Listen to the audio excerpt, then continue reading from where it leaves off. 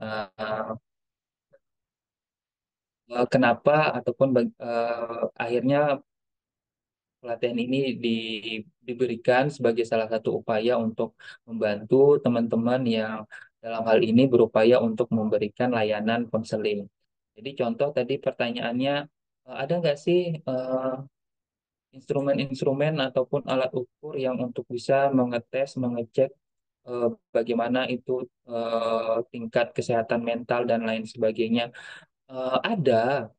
Contohnya tadi juga sudah disebutkan misalnya BDI itu misalnya ya Back Depression Inventory itu itu bisa dilakukan untuk mengetahui tingkat depresi dan lain sebagainya.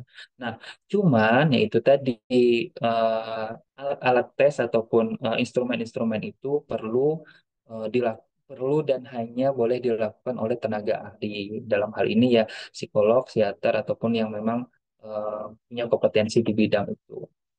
Nah, makanya salah satu pendekatan yang bisa dilakukan untuk membantu dalam proses konseling ini bisa sesuai dengan mengidentifikasi permasalahan kesehatan mental itu diarahkan ataupun dibantu untuk dapat membuat serta menyusun instrumen baik itu wawancara maupun observasi berdasarkan pendekatan-pendekatan secara teoritis bagaimana tadi yang sudah dicontohkan. Nah, artinya terus ya kan bisa aja salah ataupun misalnya eh, ragu dengan instrumen yang disusun sendiri. Nah, itu secara pribadi saya menyampaikan itulah kenapa kita berproses ataupun kita belajar untuk bisa lebih memahami terkait satu permasalahan misalnya mental health seperti ini dan kadang kita tidak pernah tahu eh, eh, ketika kita dipercaya ataupun sebagai konselor di sekolah ataupun di lembaga kan kita tidak pernah tahu loh permasalahan apa yang akan ditanyakan yang akan diberikan oleh konseling kita sehingga paling tidak dengan isu-isu sekarang yang marak itu ya terkait dengan mental health nah, dengan Bapak Ibu teman-teman sekalian bisa mendalami mencari tahu terkait dengan kondisi-kondisi kesehatan mental membuat ataupun menyusun instrumen tersebut, paling tidak pengetahuan tentang kondisi-kondisi kesehatan mental itu bisa lebih dipahami ataupun bisa mengetahui kondisi-kondisi kesehatan mental itu seperti apa, sehingga ketika nantinya menerima klien ataupun konseli yang punya keluhan terkait kesehatan mental, itu secara umum kita bisa memberikan penanganan ataupun ya bentuk layanan kita supaya bisa membantu mengatasi permasalahannya. Tetapi jika memang dalam prosesnya ternyata kita tidak mampu ataupun tidak bisa memberikan dampak yang signifikan, ya secara profesional tentu kita harus mengarahkan kepada tenaga ahli ataupun dalam hal ini diarahkan kepada psikolog seperti itu. Nah, jadi izin memang di sini kita berupaya agar teman-teman yang dalam hal ini memiliki peranan ataupun memiliki tugas sebagai seorang konselor di tempat bekerja ataupun di lingkungan yang ingin lebih lanjut memahami bagaimana proses kesehatan mental, kemudian proses konseling yang baik, proses konseling yang sesuai dengan SOP-nya dan lain sebagainya, sehingga nanti dalam penerapannya, dalam pelaksanaannya bisa memberikan dampak ataupun bisa memberikan solusi yang terbaik bagi konselingnya seperti itu. Jadi ya rasa ragu atau khawatir mungkin tetap akan muncul, tetapi ya kita berupaya untuk terus meningkatkan diri, meningkatkan pengetahuan, kemampuan. Semoga ya kita juga bisa memberikan layanan konseling yang baik, yang bisa membantu mengatasi permasalahan kesehatan mental dari eh, misalnya santri-santri kita maupun misalnya eh, murid-murid kita atau rekan kerja kita. Nah, jadi ini kan salah satu bentuk upaya supaya teman-teman juga bisa melakukan konseling dengan baik seperti itu. Tapi ya tadi tetap eh, tidak memaksakan diri ya dalam artian wah ini ya harus saya yang menyelesaikan, nggak boleh dikasih ke orang lain atau yang lain sebagainya. Ya, itu kan artinya kita tidak profesional, eh, tidak berupaya memang untuk memberikan solusi yang terbaik. Ya, harus tetap ya ketika kita memang tidak mampu mengatasinya, ya harus kita merekomendasikan kepada yang lebih ahli seperti itu. Semoga bisa dipahami ya, Ibu. Terima kasih. Baik, makasih Coach. Alhamdulillah, terima kasih banyak Coach Dwi ya atas ilmu di hari kedua ini. Ya Coach, ini berarti pertemuan kita terakhir Coach ya di webinar ini Coach ya. So, nanti ada 3 hari keempat, kita akan dibimbing dan diarahkan oleh Coach Harwansyah. Tapi sebelum itu Bapak Ibu, sebelum kita akhiri, ada yang mau ditanyakan lagi? Mumpung masih bersama Coach Dwi Rio Sudarozi. Ada ya Bapak Ibu, silakan jika ada. Kalau tidak ada Coach, mungkin terakhir Coach sebagai apa closing statement Coach terkait eh, pertemuan kita di hari kedua ini Coach. Silakan Coach. Baik, terima kasih saya ucapkan kepada teman-teman, Bapak Ibu sekalian yang sudah eh, dengan antusias untuk tetap mengikuti kegiatan ini. Untuk pertemuan sesi kedua, nah ini terakhir dengan saya narasumbernya, nanti di sesi ketiga dan keempat dengan Coach Harwan. Nah, untuk yang bisa saya sampaikan terkait dengan pelatihan ini, kembali lagi bahwa ini adalah sebagai salah satu bentuk upaya kita bersama agar dapat melaksanakan konseling dengan menerapkan konseling dengan baik sesuai dengan prosedur serta tahapan-tahapan yang memang diperuntukkan untuk menunjang keberhasilan dari proses konseling itu sendiri. Nah, jadi ini juga merupakan salah satu bentuk penerapan ya, terapan yang memang bisa dilakukan, bisa dilaksanakan Bapak Ibu yang memang diberikan tugas ataupun diberikan tanggung jawab untuk memberikan layanan konseling. Nah, paling tidak Bapak Ibu sekalian dengan adanya pelatihan ini ke depan Bapak Ibu dapat melaksanakan aktivitas ataupun proses konseling dengan lebih baik, dengan lebih terukur dan dengan lebih terarah untuk mendapatkan dampak ataupun memberikan efek yang signifikan dalam upaya mengatasi permasalahan dari klien atau konseling, terkhusus ketika menghadapi permasalahan-permasalahan dengan tema ataupun dengan konsep ataupun dengan kondisi-kondisi gangguan kesehatan mental. Dan yang kembali perlu saya tegaskan bahwa ketika teman-teman Bapak Ibu semua berperan ataupun melakukan konseling, perlu digarisbawahi adanya peran antara konselor dan konseling. Kemudian beberapa prinsip-prinsip yang sudah saya sampaikan sebelumnya di pertemuan pertama itu tetap sering saya ulang-ulang. Nah, ketika kita sebagai konselor ya kita harus siap, harus bisa menjadi pendengar yang baik.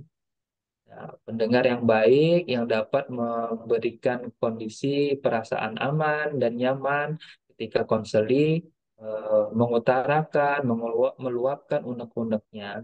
Dan kita harus juga bisa tetap objektif dalam pelaksanaan konseling yang kita lakukan. Nah, berikutnya yaitu yang selalu saya tekankan, kita harus selalu berupaya menjadi konselor yang tidak mudah dan tidak cepat memberikan justifikasi terhadap permasalahan dari konseling. Kita tidak boleh cepat memberikan judgement terhadap kondisi permasalahan dari konseling. Nah, dan yang terakhir, nah, dalam prosesnya kita harus selalu berupaya mengarahkan konseli agar dapat menemukan solusi dari permasalahannya secara mandiri ataupun pribadi. kita berperan untuk mengarahkan, bukan memberikan solusi. Itu yang idealnya. Semoga ke depan dalam prosesnya teman-teman semua, Bapak Ibu, bisa melaksanakan ataupun memberikan layanan konseling dengan baik sesuai dengan tahapan-tahapan serta memberikan dampak yang signifikan untuk menyelesaikan permasalahan konseling. Mungkin itu yang dapat saya sampaikan, dan jangan lupa nanti untuk materi bisa mungkin di-share nanti ya, Ustaz Satria. Biasanya ada link Google Drive-nya itu biar bisa diakses teman-teman. Kemudian untuk tugasnya juga eh, sudah tadi saya sampaikan, dan sebisa mungkin nanti kita akan lebih lanjut di grup bersama dengan narasumber masing-masing. Mohon maaf jika dalam penyampaian ada kesilapan, kesalahan. Semoga apa yang kita sharingkan, kita bagikan bisa bermanfaat dan bisa diamalkan demi kebaikan dan dapat memberikan manfaat bagi orang banyak. Terima kasih. Assalamualaikum warahmatullahi wabarakatuh.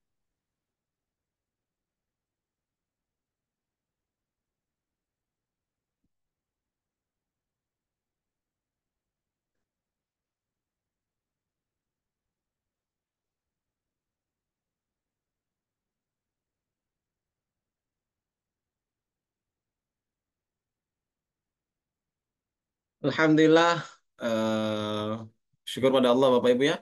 Pertemuan hari kedua ini sudah kita sama-sama lewati dan ya insya Allah akan menjadi satu pertemuan yang insya Allah nggak kita lupakan ya Coach ya. Karena memang perkara konseling ini ada interaksi dan kaitannya dengan sosial, kemudian dengan perubahan zaman dan berpengaruh kepada yang namanya perilaku manusia. Maka kami sekali lagi ucapkan kepada Bapak Ibu semua yang sudah hadir ya sampai detik ini sudah menemani sehingga pukul 22:32. Semoga Bapak Ibu yang hadir diberikan Allah SWT kesehatan selalu dan dimurahkan rezekinya. Dan yang paling penting adalah dimudahkan untuk hadir di pertemuan ketiga. Baik, kami rasa itu saja yang bisa kami sampaikan. Terakhir, mohon maaf atas segala kekurangan. Kesempurnaan hanya milik Allah Subhanahu wa taala. Kami ucapkan jazakumullah khairan katsiran. Saya selaku host malam hari ini Satria Dinata dan seluruh rekan-rekan dari tim LPK Generasi Pakibedin. Mohon maaf atas segala kekurangan. Wa'afu minkum. Assalamualaikum warahmatullahi wabarakatuh. Waalaikumsalam. Waalaikumsalam warahmatullahi wabarakatuh. Waalaikumsalam warahmatullahi wabarakatuh. Izin Terima Bapak kasih Ibu ya Pak kita Satria. foto Bapak Ibu boleh. Yang mau berfoto silakan Bapak Ibu di on kan kamera boleh. Ya silakan ya Bapak Ibu kita mau berfoto ya. Mohon kalau mau berfoto kita hidupkan kamera. Baik Bapak Ibu ya kita ambil posisi yang terbaik ya. Dua ya dua. Dari kedua gimana dua? Baik Bapak Ibu yuk kita foto yuk. Ya gini ya bersama. Satu, dua, tiga.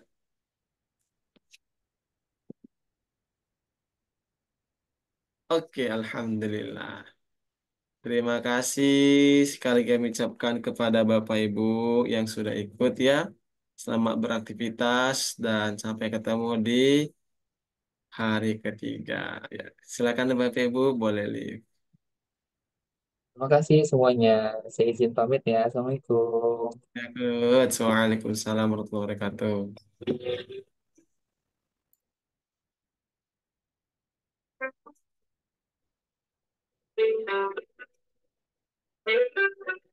Jangan sifat bikin meneladani Rasul para sahabat mulia dengan ilmu dan iman sebagai pedoman membangun peradaban yang agung dan gemilang dari Sahara hingga timur jauh mengalir cahaya tak pernah redup mungkin sejarah 11 abad penuh kemuliaan lebih megah dari Yunani, Romawi dan Persia. Kami generasi yang tangguh dan bijaksana